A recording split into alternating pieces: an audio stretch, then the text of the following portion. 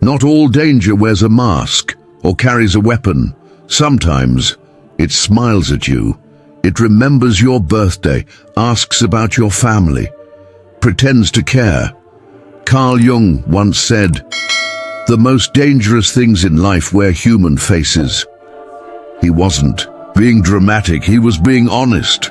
We often think of danger as something external, something obvious. But what if the real danger isn't out there? What if it's sitting right across from you at dinner? What if it's texting you goodnight? While slowly unraveling your sense of self? Some people, they don't hit you, they don't scream at you, but they manipulate, confuse and drain you until you don't even recognize yourself anymore. You start questioning your own instincts. You wonder if you're too sensitive or too much. You start apologizing for simply existing. Jung believed that these people aren't just toxic, they're psychologically destructive. They don't just break your heart, they distort your mind. And the worst part, you rarely see them coming until it's too late. But here's the good news. Once you know how to recognize them, you can protect your peace. You can walk away before the damage runs deep. You can stop blaming yourself and start reclaiming your clarity. So, in this video, I'll walk you through 6 types of people Carl Jung warned us about, and how to spot them before they hurt you. We all like to think we'd know a dangerous person if we saw one, but the truth is, some of the most harmful people hide behind charm, softness, and even love. That's what makes this conversation so important. Carl Jung, one of the most influential psychologists of the 20th century, didn't just study the mind, he studied the hidden parts of people, the side they don't show you right away, the shadows they bury, the behaviors they deny. He believed that if we don't learn how to recognize these psychological red flags, we risk entangling ourselves with people who quietly destroy us from within.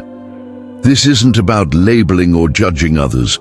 It's about protecting your peace, your mind, and your emotional clarity. Some of the people Jung warned us about aren't easy to spot at first, but once you understand their patterns, you can learn to spot them and step away early.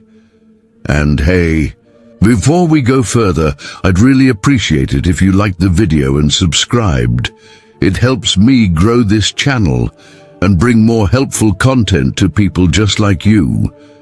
If you enjoy this kind of self-awareness and psychology talk, you'll want to stick around, all right? Let's dive deeper, because when you understand who these 6 types are, you'll start seeing them more clearly in your own life. And that kind of awareness, it's not just helpful, it's powerful.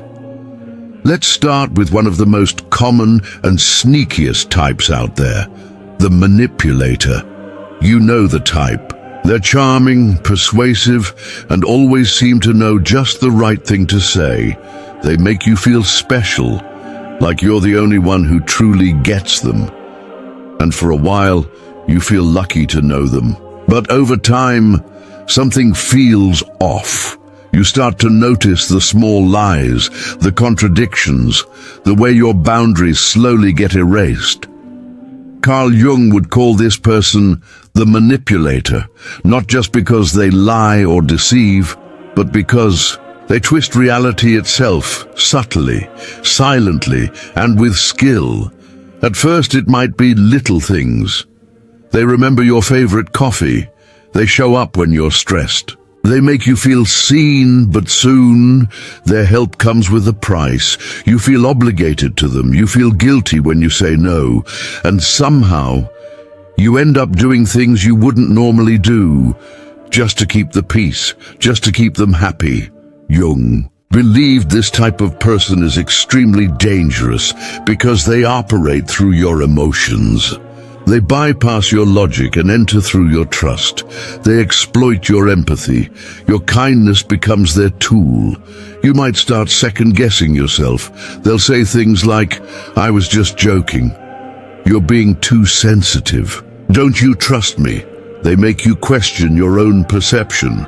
And once you stop trusting your instincts, they've got you exactly where they want you. It's not always obvious. This isn't the cartoon villain twisting a mustache. It's the person who says they love you, then slowly controls you. It's the friend who makes you feel bad for having boundaries.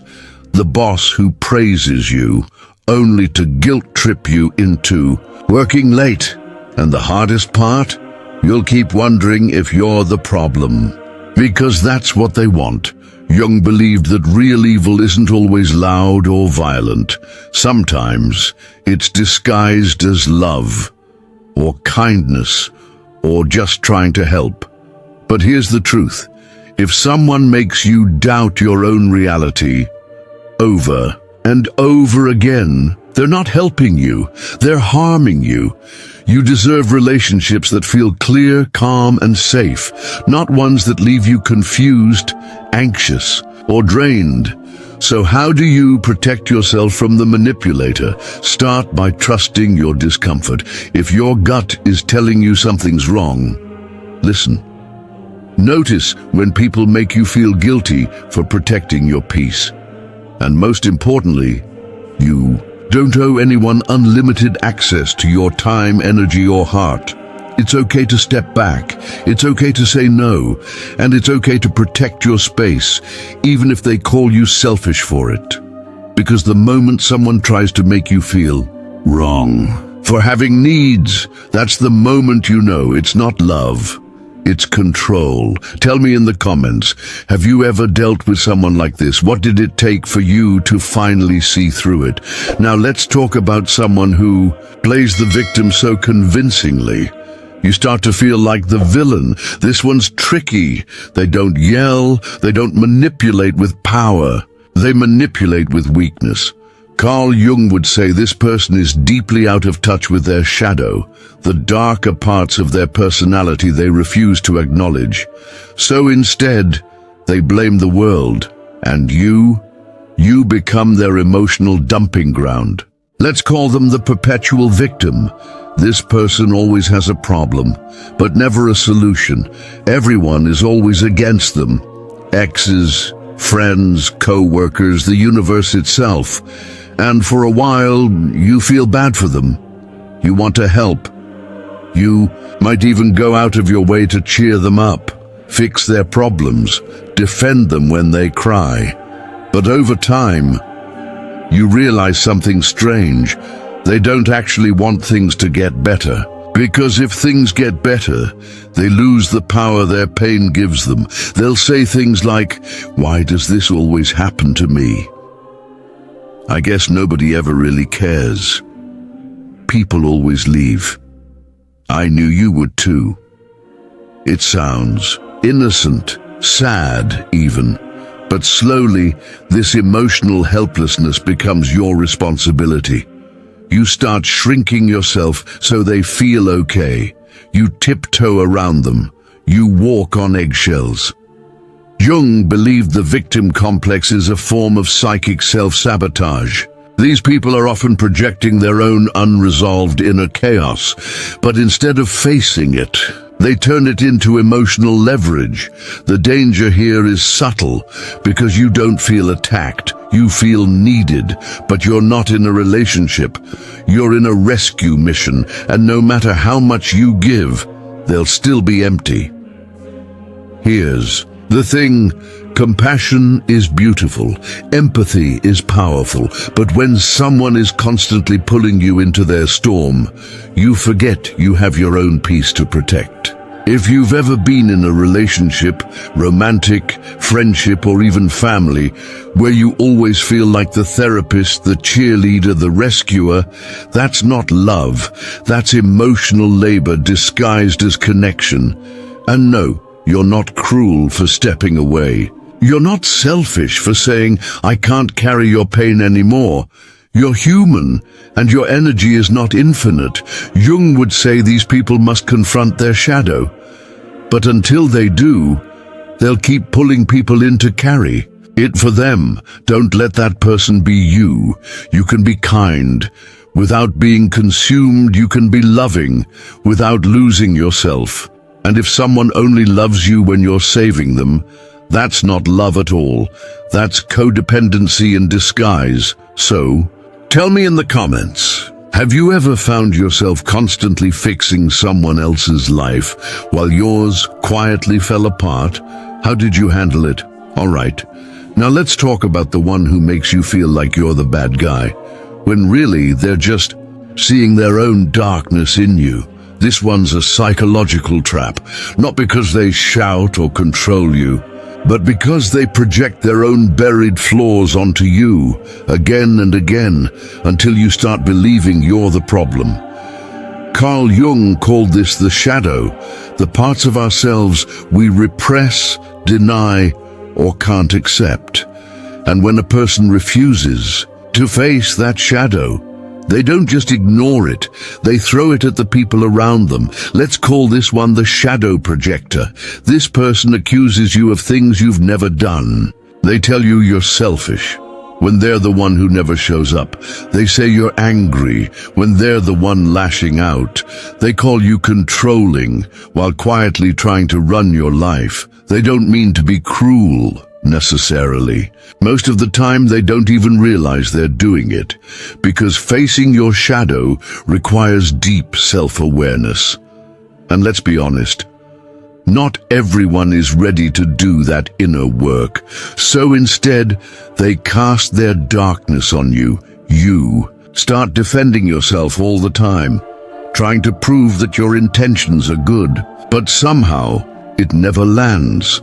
They've already made up their mind because you've become their mirror, and they can't stand what they see.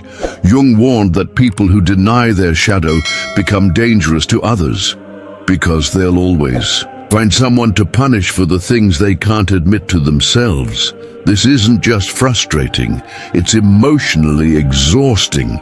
You're constantly walking into conflict you didn't create, and trying to clean up a mess that was never yours in the first place. You may even start to feel guilty for things that aren't your fault. You shrink yourself to avoid triggering them. You hold back your truth just to keep things calm, and little by little, you start becoming who they say you are just to survive it. That's when you know the damage has started. So what do? First, recognize the pattern. You're not crazy. You're not overly sensitive. You're not imagining it. If someone consistently flips your honest feedback into accusations, if they twist your intentions, if they punish your boundaries, you're dealing with projection, not truth. And it's not your job to fix that. It's theirs. Your job is to stay rooted in your reality, to keep your center, to walk away when someone keeps handing you the pain they refuse to deal with, because you can hold space for someone's growth. But you're not required to stand in the way of their emotional arrows. You don't need to explain your worth to someone who's determined not to see it. You don't need to be a mirror for someone's denial. Tell me in the comments, have you ever been someone's emotional punching bag just because they couldn't face their own reflection? How did you protect yourself? Next up, the person who seems calm, even kind, but deep down they feel nothing for your feelings. This one's cold, not the kind of cold you notice right away, but the kind that creeps in slowly, like a chill you can't shake, even when they're smiling at you. Carl Jung might say this person has cut themselves off from their own emotional world. And what's left behind is someone who masks their emptiness with control, charm, or logic. Let's call them the emotional iceberg. They don't yell, they don't cry, they don't connect. They analyze your pain instead of feeling it with you. They dismiss emotions as irrational or dramatic. And if you're someone who loves deeply, this person can feel like a safe harbor at first. Steady, unshakable, reliable, but soon you realize something's missing. They don't comfort you when you're hurting. They don't celebrate when you're happy. They don't ask how you feel, they just observe you, like a project. You might find yourself constantly explaining your emotions, trying to justify your reactions, trying to be less much around them, because they make you feel like feeling anything is a problem. Jung believed that cutting ourselves off from emotion isn't wisdom, it's spiritual amputation. And people who do this for too long become disconnected, not just from others, but from themselves. The emotional iceberg isn't dangerous because they explode. They're dangerous because you wither, slowly, quietly, without even realizing. And you stop expressing joy, pain, love, because what's the point? It won't be met. It'll just be managed like a task, like a problem to be solved. The most painful part, you may start to believe you're too much, too needy, too intense, too emotional, but that's not the truth. You're just too human. For someone who's gone numb, relationships aren't supposed to be emotionless chess games. They're meant to feel alive, messy, beautiful, real. You're not asking too much for wanting someone to hold space for your feelings. You're not broken because you want warmth. So how do you spot an emotional iceberg before you get frozen? Watch how they react when someone's vulnerable. Do they get uncomfortable? Do they change the subject? Do they turn empathy into criticism? And most importantly, do you feel less like yourself when you're around them? If the answer is yes, that's your signal. You don't need to turn down your light to make someone else comfortable in the dark. You don't need to numb your heart just to earn their approval.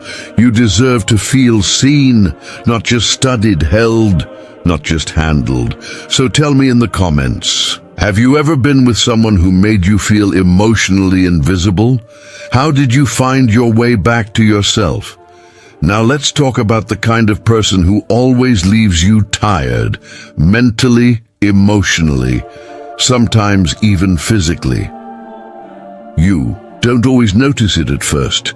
They're fun, dramatic, intense. They tell amazing stories. They make everything feel big. But being around them feels like running a marathon without moving. Carl Jung would probably recognize them as someone with a fragmented emotional core, someone who hasn't learned how to self-soothe. So what do instead? They drain everyone around them. Let's call them the emotional vampire. They feed on attention, on drama, on crisis. Every day, it's something new. And it's not just about needing help once in a while. It's a constant cycle of chaos, collapse, and rescue. You become their emotional charger. Whenever they're low, you're expected to be there. When they're spiraling, you drop everything too. Talk them down. When things are calm, they'll create something, anything to stir it up again. Why? Because calm makes them uncomfortable. Chaos makes them feel alive.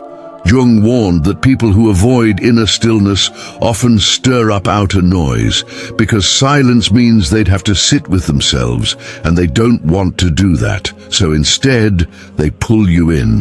They lean on your energy, your time, your care, until you've got nothing left for yourself, and they'll never see the problem. In fact, if you ever try to set a boundary, they'll flip it. You've changed. I thought you cared about me. Everyone always leaves me. That's not accountability. That's guilt tripping. And if you've ever been in this situation, you know, at some point you stop being a friend or partner. You become their full-time emotional support system. And here's what makes this person truly dangerous. They don't want to get better, because getting better means they'd have to grow. And growth, that takes work. It's easier to keep leaning on others, to make their instability your responsibility, to keep people locked in guilt, fear, and exhaustion. You don't hate them. In fact, you might love them. That's what makes this so hard. But love is not enough if it comes at the cost of your peace. your rest, your sanity. So how do you deal with an emotional vampire? You stop believing that you're the solution. You stop reacting to every meltdown. You stop making their survival your full-time job. You say, I care about you, but I need to take care of myself too. You walk away from the crisis carousel, even if it spins without you. Because here's what no one tells you. Sometimes the most loving thing you can do for someone is let them stand on their own, even if they hate you for it. Tell me in the comments, have you ever been drained by someone who always needed saving? How did you finally reclaim your energy? And finally, there's the one who doesn't just drain you or confuse you. They slowly erase who you are. This is the most dangerous one, not because they're obvious, but because they're subtle, slow, patient. They don't destroy you in a day. They do it in inches. Carl Jung might say, this person has completely rejected their individuation, the process of becoming a whole, authentic self. So instead of facing their own emptiness, they look for people to absorb into themselves. Let's call them the identity thief. At first, they adore you. They mirror your interests, your beliefs, your values. They make you feel seen, understood, special. It's intense, but in the beginning it feels like love. But slowly, it shifts. You start adjusting who you are to avoid tension. You stop saying certain things. You start second-guessing what you like, what you want, how you feel. You shrink, and they grow in your place. They don't just want to be close to you. They want to be you, but not in a flattering way, in a consuming way. They can't stand the idea of you having a self that exists outside of their control. Jung believed the danger here lies in how the unconscious consumes the conscious.